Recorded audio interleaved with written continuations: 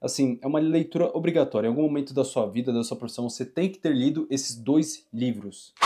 Fala galera, hoje eu vim trazer para vocês aqui duas sugestões de dois livros que eu considero muito importantes para todo nutricionista, todo estudante de nutrição.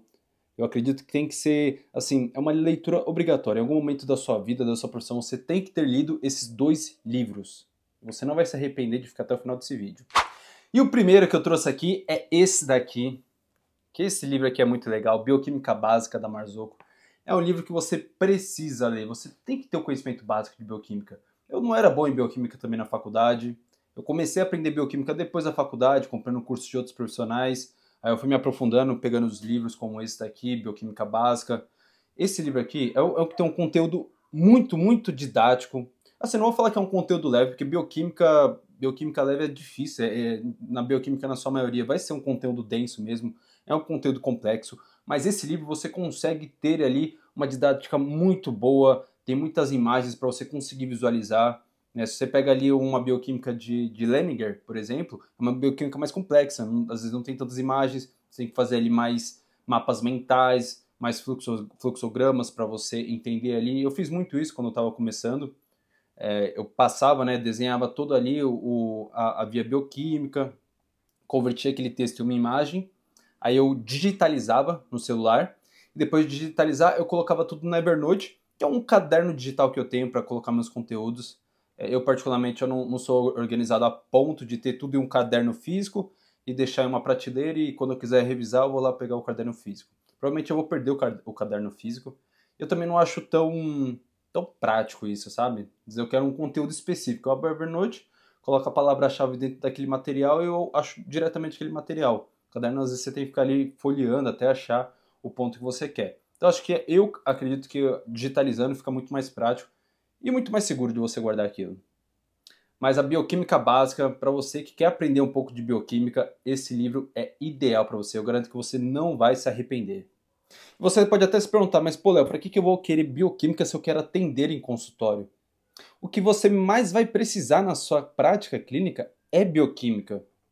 Principalmente para você não fazer certas afirmações, por exemplo, que estimular a insulina é algo ruim. Quando você entende de bioquímica, você não fala que o estímulo da insulina é algo ruim. Você não vê a insulina só como um hormônio que serve para tirar a glicemia, só para tirar a glicose da circulação. Tendo um conhecimento melhor de bioquímica, você vai saber que a insulina ela tem ação de dar saciedade, de gerar a sensação de saciedade. Ela tem ação ali para jogar aminoácidos para dentro do músculo. Ela tem ação para gerar uma sinalização para o corpo que você está em estado alimentado, para ele não gerar mecanismos compensatórios ali, pensando que está um déficit energético, que é o que acontece em diabéticos, por exemplo. A insulina ela não tem uma sinalização correta, o corpo entende que você não está em estado alimentado, está faltando energia, começa a quebrar triacilglicerol, aí altera o perfil lipídico do paciente. Então, entenderam? Você tendo esse conhecimento muito básico de bioquímica, você vai começar a ter uma visão muito mais ampla das coisas. A sua visão pro consultório, pro atendimento, vai ser outra. E o segundo livro, que eu considero também como, assim, é o que você tem que ter ali do lado da sua mesa. Eu não tenho aqui agora, tá no consultório, por isso que eu não vou conseguir mostrar, mas vou colocar a foto dele aqui. Esse livro é o livro de Biodisponibilidade dos Nutrientes. Eu tenho a 5ª edição, no caso, da Marzocco. Da Marzocco não, desculpa, da Cosulino.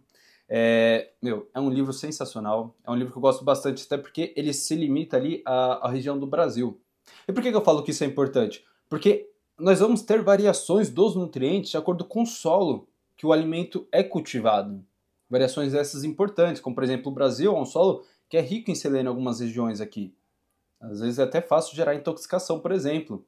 Mas outras regiões do globo, já a concentração de selênio é mais baixa, como é o caso de algumas regiões da China, Nova Zelândia, Dinamarca e Finlândia também era até 1985, que aí eles fizeram a estratégia de fertilização para melhorar a concentração de selênio do solo. Mas às vezes vocês estudam, fazem uma leitura de um artigo científico que é voltado para uma região específica, avaliando a questão do selênio, só que muitas vezes aquilo não se transmite, né? A gente não consegue transferir para o Brasil por conta dessa variação do solo.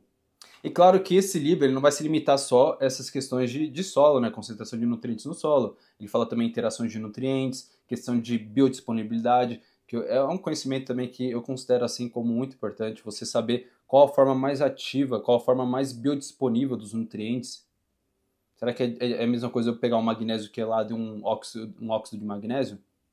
A taxa de absorção vai ser a mesma? O efeito vai ter efeito colateral entre um e outro? Sem contar que hoje, infelizmente, muitas pessoas elas se limitam só a contar caloria e distribuir macronutrientes. E isso está errado. A nutrição é mais do que isso. Você tem que entender ali os micronutrientes.